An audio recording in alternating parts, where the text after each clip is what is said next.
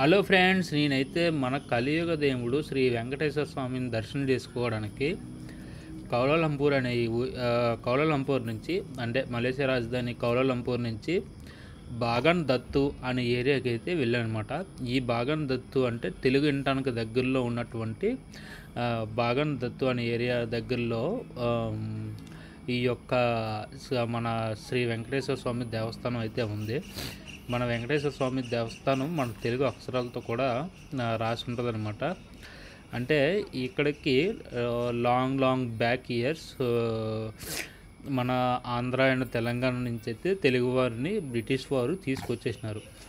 వాళ్ళందరూ తెలుగు భాషని మర్చిపోకుండా తెలుగు మాట్లాడుకుంటూ అండ్ స్కూల్స్లో పిల్లలు చదివించుకుంటూ వాళ్ళందరూ అక్కడ ఏరియాలో తెలుగు అనే ఏరియాలో అయితే స్థిరపడి ఉన్నారన్నమాట. ఇప్పటికీ కూడా తెలుగు మాట్లాడుతున్నారు, తెలుగు సంప్రదాయాలు పాటిస్తున్నారన్నమాట. వాళ్ళందరూ కలిసి ఈ యొక్క టెంపుల్ అయితే కట్టుకోవడం జరిగింది. మన తెలుగు సాంప్రదాయాలు అండ్ తిరుమల తిరుపతి వెంకటేశ్వర స్వామిని దర్శనం కోసం వాళ్ళందరూ కూడా తోడ్పడి వాళ్ళకి కలిసి కట్టుకు నిలబడి ఈ యొక్క టెంపుల్ అయితే కట్టుకోవడం జరిగింది. ఈ యొక్క టెంపుల్ అయితే అట్మాస్ఫియర్ అయితే చాలా అంటే చాలా బాగుంది. ఈ యొక్క టెంపుల్ యొక్క ఆ ప్లేస్ కూడా అరౌండ్ 5-6 ఎకరాస్లో కట్టడం జరిగింది. ఇక్కడ టెంపులే కాదు, టెంపుల్ పక్కన కళ్యాణ మండపం కూడా ఉంది, కళ్యాణం చేయడానికి. అండ్ పక్కనే ఒక పంతులు గారికి గెస్ట్ రూమ్స్ అవన్నీ ఉన్నాయన్నమాట. బయట శ్రీనివాస కళ్యాణం అనేసి అక్కడ కూడా ఉంది. అక్కడ ఎవరైనా భక్తులు అయితే స్టే చేయడానికి. నేను ఒకరోజు సడన్గా అయితే దర్శనం చేసుకోవడానికి అయితే వెళ్ళి నేనేం చేశానంటే మిస్టేక్గా లేట్గా స్టార్ట్ అయ్యి వెళ్ళడం జరిగింది. జరిగితే అక్కడ వర్షం పడిపోయి మధ్యలో చిక్కుడిపోయిన ఆయన అయితే చాలా మంచివారు, ఆనందరావు గారు. వాళ్ళు అయితే ఒక 20 కిలోమీటర్స్ ముందుకు వచ్చి నన్ను పిక్ చేసుకొని మళ్ళీ అక్కడికి గుడి దగ్గర తీసుకెళ్ళి గుళ్ళో ఒక రూమ్ ఇచ్చారు. ఆ రూమ్లో నైట్ స్టేయింగ్ ఇచ్చారనమాట. సో నేనైతే ఉదయాన్నే తెల్లవారు 5 గంటలకి లేచి దర్శనం చేసుకోవడం అనమాట. ఈ యొక్క వెంకటేశ్వర స్వామిని దర్శనం చేసుకోవడం. ఆ రోజు దేవుడికి 200 మీటర్స్ పక్కనే బెడ్రూమ్ ఇచ్చారు, ఏసీ అవన్నీ ఉన్నాయి అన్నమాట. నాకైతే ఆ రోజు తట్టుకోలేనంత ఆనందం అనమాట. ఎందుకంటే దేవుడి పక్కనే ఒకరోజు నైట్ నేను ఒక్కడనే ఉన్నా, చుట్టుపక్కల ఎవరు లేరు. ఆ సుమారు 5 ఎకరాలలోనే బయట మళ్ళీ శ్రీనివాస కళ్యాణంలో అన్న దగ్గరలో చాలామంది ఉన్నారు. ఆ రోజు నైట్కి అయితే అలా గడిచిందనమాట. ఇక్కడికి మనకి చూసుకుంటే మనం దేవుడిని ఇక్కడ రథం సూర్యదేవుడి రథం ఉన్నది, మన వెంకటేశ్వర స్వామి వారు ఉన్నారు, అండ్ ఆంజనేయ స్వామి ఉన్నారు, పద్మావతి దేవి ఉంది, అండ్ వినాయక స్వామి పక్కనే చిన్న గుళ్ళు ఉన్నారన్నమాట. మీరు ముందు చూసుకోవచ్చు. ఈ వ్యూ నేను మీకు చూపిస్తున్నాను కదా ఇప్పుడు వ్యూ. ఇది నైట్ తెల్లవారి 5 గంటలకు తీసిన వ్యూ అనమాట. నేను నైట్ తెల్లవారి 5 గంటలకి ఆ యొక్క టెంపుల్ లైటింగ్లో ఎలా ఉంది అండ్ మార్నింగ్ ఎలా ఉంది అనేది కూడా కవర్ చేశాను అనమాట. మీరు ఏమనుకుంటారంటే ఎందుకు డూప్లికేషన్ ఆఫ్ జాబ్, అంటే పెట్టిన పిక్సే పెట్టాడు అనుకోవద్దు. నైట్ లైటింగ్తో ఆ యొక్క టెంపుల్ ఎలా ఉంది అది కూడా కవర్ చేశాను అనమాట. అండ్ మార్నింగ్ 7 తర్వాత దర్శనం చేసుకోవడానికి వెళ్ళినప్పుడు నేను తెల్లవారు మార్నింగ్ దర్శనం అయిపోయింది, పూజ అయిపోయింది, నాకు ఫస్ట్ పూజే. మార్నింగ్ అక్కడ ఏరియా ఎలా ఉందో అవన్నీ కవర్ చేసి మీకు చూపిస్తున్నాను అనమాట. ఇది టెంపుల్కి వెళ్ళే దారి అనమాట. మన సైడు ఎంత చూడండి, లైక్ ఒక పల్లెటూరులోకి వెళ్తే ఎలా ఉంటుందో వాతావరణం, సేమ్ వాతావరణం అయితే ఉంది.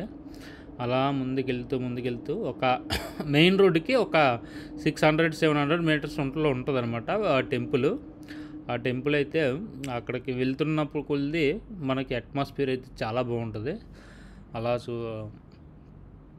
ఎంజాయ్ చేసుకుంటూ ఒక్కడనే వెళ్ళాను. ఆ రోజైతే బేపస్మైన వర్షం పడింది. 80 స్పీడ్తో వెళ్ళిన బస్సు నాకు జస్ట్ 30-40 స్పీడ్తో వెళ్ళేది. ఎందుకంటే డ్రైవర్కి కూడా దారి కనిపించేది కాదు.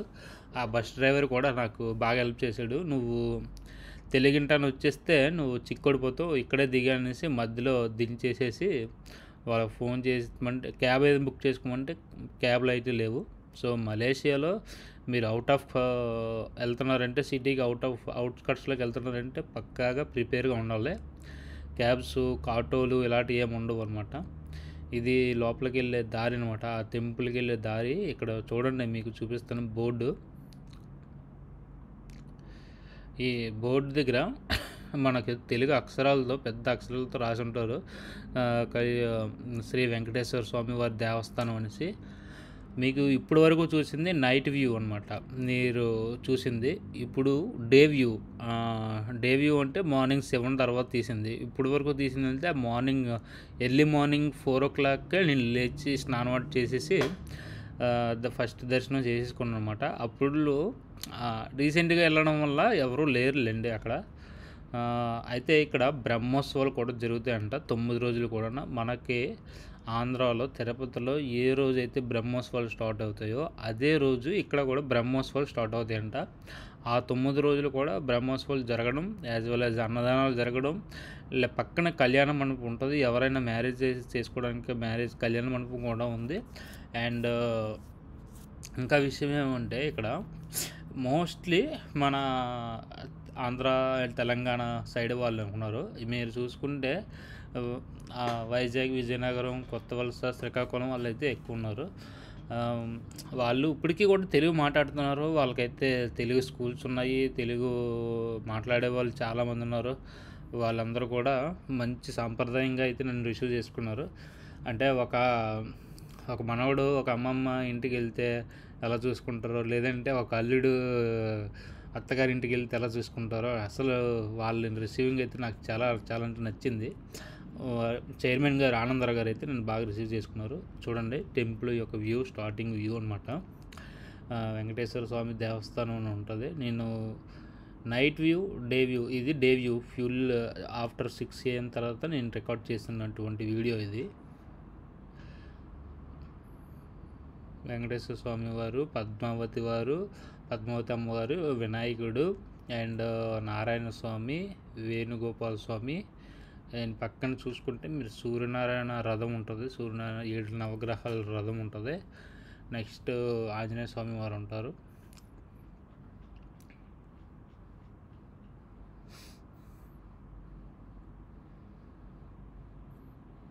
ఇది ఓవర్ వ్యూ అనమాట. ఆ యొక్క టెంపుల్ ఓవర్ వ్యూ నేను చూపించాను. ఇది కళ్యాణ మండపం. ఇది సైడ్కి వచ్చి ఫోటో తీశాను, ఎలా ఉంటుంది అనేసి వీడియో తీసాను అనమాట. ఆ యొక్క టెంపుల్ ఓవర్ వ్యూ మొత్తం.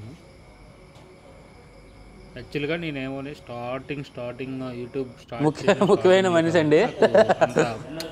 ఎలా కంటెంట్ ఎలా తీయాలి చెప్పారు తెలియకపోవడం వల్ల నేను సో వినాయకుడు లేదు, ఓన్లీ గుడి లోపల మాత్రం కవర్ చేసి బయట అంత ఎక్స్ప్లోర్ చేయలేకపోయాను అనమాట. సో చూడండి, మన దేవుని డిపార్ట్మెంట్ అంటే వినాయకుడు అంటే మీ ఫ్యామిలీ మెంబర్స్కి, ఫ్రెండ్స్కి అందరికీ షేర్ చేయండి. ఈ యొక్క టెంపుల్కి మన కేఎల్ సెంటర్ నుంచి బస్సెస్తో అయితే వెళ్ళారనమాట లాస్ట్ బ్రహ్మోత్సవాలకు, దసరాకి. అప్పుడు నేను దసరాకి ఇండియాలో ఉన్నాను అనమాట. సో నేను మిస్ అయిపోయాను. నేను నెక్స్ట్ మన కార్తీక మాసంలో కార్తీక సోమవారం నాడు, ఆ ముందు సోమవారం నాడు నేనైతే అనుకోకుండా వెళ్ళిపోయినాను. వెళ్ళాను, దేవుడిని అయితే బాగా దర్శనం చేసుకున్నాను. వాళ్ళు రిసీవింగ్ బాగుంది. నాకు దేవుడు పక్కనే దగ్గరలోనే ఒక గెస్ట్ హౌస్ అయితే ఇచ్చారు. సూపర్ అన్నమాట. నాకైతే ఫుల్ హ్యాపీ అనమాట వాళ్ళ వల్ల. గోదాదేవి అండ్ ఆంజనేయ స్వామి వారు.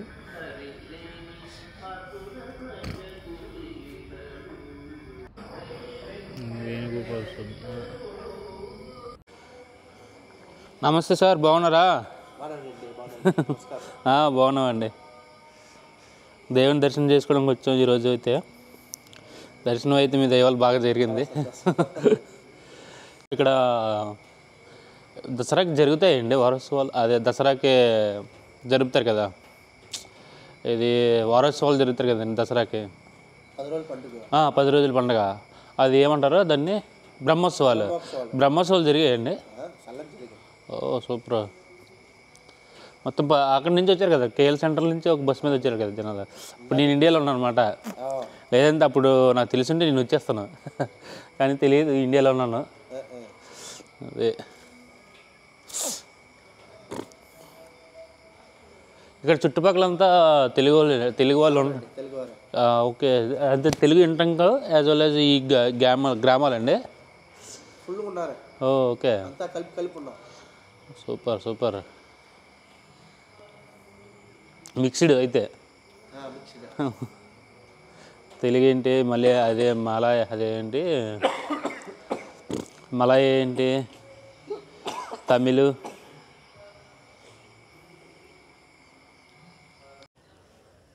ఇది మొత్తం కళ్యాణ మండపం అనమాట. ఇక్కడ నుంచి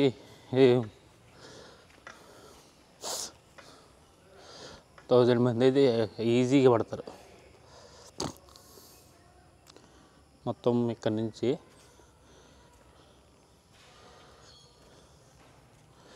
ఇది మొత్తం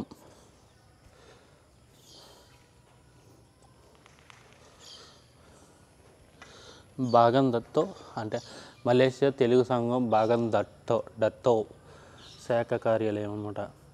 అంటే ఇక్కడ ఉన్న మన తెలుగు వాళ్ళు చదువుతారట, రాయగలరంట. యాజ్ వెల్ యాజ్ 5000 మెంబర్స్కి స్కూల్స్ అయితే పెట్టినారంట, చదివించారు కూడా. వాళ్ళందరూ కూడా పొట్టి శ్రీరాములు. ఇక్కడ చూసుకుంటే మన యొక్క తిరుమల తిరుపతి దేవస్థానం ఈ యొక్క టెంపుల్ కట్టడానికి అయితే విరాళం అయితే అందించింది. అది నేనైతే ఒక ఫుల్ వీడియో చేశాను. ఒక సార్ ఉన్నారు, హెడ్ మాస్టర్ గారు. మన తెలుగు స్టూడెంట్స్ అందరికీ కూడా, అంటే మన తెలుగు వారందరికీ కూడా తెలుగు నేర్చుకోవడానికి దోహదపడుతున్న వ్యక్తి ఒక ఆయన ఉన్నారు. ఆయన దగ్గర నేనైతే వీడియో తీసుకున్నా. ఇక్కడ మేము చూసుకుంటే ఫస్ట్ పేరు తిరుమల తిరుపతి దేవస్థానం, మీకు హైలైట్ చేశాను చూడండి. వాళ్ళైతే ఒక విగ్రహం అండ్ కొన్ని ఐటమ్స్ అయితే ఇవ్వడం జరిగిందనమాట.